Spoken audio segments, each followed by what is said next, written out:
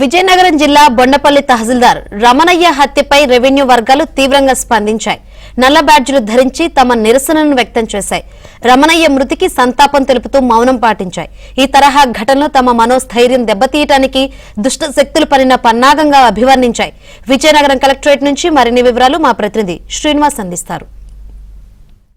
విజయనగరం జిల్లా బొండపల్లి తహసీల్దార్ సనపల రమణయ్య దారుణ హత్య ఉదంతం రెవెన్యూ వర్గాలనే కాకుండా మిగిలినటువంటి అన్ని శాఖలకు సంబంధించినటువంటి అధికారులని ఉద్యోగుల్ని కుదిపేసింది. ఈ నేపథ్యంలో విజయనగరం, పార్వతీపురం, మన్యం జిల్లాలో ఉండేటటువంటి రెవెన్యూ ఉద్యోగులు, అధికారులందరూ కూడా తీవ్రమైనటువంటి నిరసన వ్యక్తం చేస్తున్నారు. ఇప్పుడు మనం చూస్తున్నాం విజయనగరం కలెక్టరేట్ పోర్టుకో దగ్గర డిఆర్ఓ గారితో పాటు మిగిలినటువంటి రెవెన్యూకి సంబంధించినటువంటి అధికారులు, సిబ్బంది, తహసీల్దార్లు అందరూ కూడా మూకుమ్మడిగా ఇక్కడికి వచ్చి నిరసన వ్యక్తం చేయడం జరుగుతుంది. నల్ల బ్యాడ్జీలు ధరించి ఈరోజు విధులకు హాజరు కావడం జరిగింది.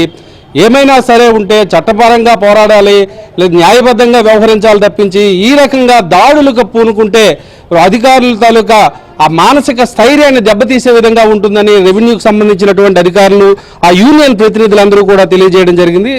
ఈ ఘటనని ఏ విధంగా పరిగణిస్తున్నారు? ఇది చాలా విషపూరిత సంఘటన అండి. ఉద్యోగులందరినీ ఇలాగ భయభ్రాంతులకు గురి చేసే సంఘటన. స్వేచ్ఛగా విధులు నిర్వహించకుండా ఇలాగ దాడులు చేపట్టడం అనేది చాలా బాధాకరమైన విషయం. ఉద్యోగులందరూ బాధపడుతున్నాం. సదరు రమణయ్య గారు కూడా నిన్ననే మా జిల్లాలో తహసీల్దార్గా బాధ్యతలు స్వీకరించి హ్యాపీగా నవ్వుకుంటూ ఇంటికెళ్ళి ఇలా మృత్యువాత పడ్డారు. ఈ దాడిని తీవ్రంగా ఖండిస్తున్నాం. ఎవరైతే నిందితులు ఉన్నారో ఆ నిందితులు పట్టుకొని శిక్షించేలా చర్యలు తీసుకోవాలి ప్రభుత్వం కోరుతున్నాం. సదరు రమణయ్య కుటుంబాన్ని ఆదుకోవాలని కూడా ప్రభుత్వాన్ని కోరుతున్నాం. ఒక సీనియర్ రెవెన్యూ అధికారినిగా మీరు గతంలో ఈ రకమైనటువంటి విష సంస్కృతి, భౌతికమైనటువంటి దాడులు, హత్యలు అనేటటువంటిది ఎప్పుడైనా సరే మీరు చూసుకున్నారా? ఇటువంటి దాన్ని ఏ విధంగా మీరు నిరసిస్తారు, ఖండిస్తున్నారు? గతంలో తెలంగాణలో కూడా ఒక తహసీల్దార్ మీద, లేడీ తహసీల్దార్ మీద హత్యాయత్నం చేసి ఆమెను కూడా హత్య చేయడం జరిగింది. అప్పుడు కూడా అందరూ దిగ్భ్రాంతి చెందారు. ఏమన్నా ఉద్యోగరీత్యా ఏమన్నా ఇష్యూస్ ఉంటే పై అధికారులకి చెప్పుకోవడమో ఏదో చేయాలి, కానీ ఇలా భౌతిక దాడులు చేసి ప్రాణం కూడా తీసేంత ఇటువంటి చర్యలను మేము తీవ్రంగా ఖండిస్తున్నాము. మరి త్వరగా దీని మీద ఎంక్వైరీ చేసి ఎవరైతే నిందితులు ఉన్నారో వాళ్ళ మీద తక్షణమే కఠినమైన చర్యలు తీసుకోవాలని, మరి ఆ కుటుంబాన్ని కూడా ఆదుకోవాలని ప్రభుత్వాన్ని మేము కోరుతున్నాం. అదే ప్రభుత్వాన్ని ఇప్పటికే తమ విజ్ఞప్తిని తెలియజేయడం జరిగింది. రెవెన్యూ అధికారులు చెప్తున్నారు.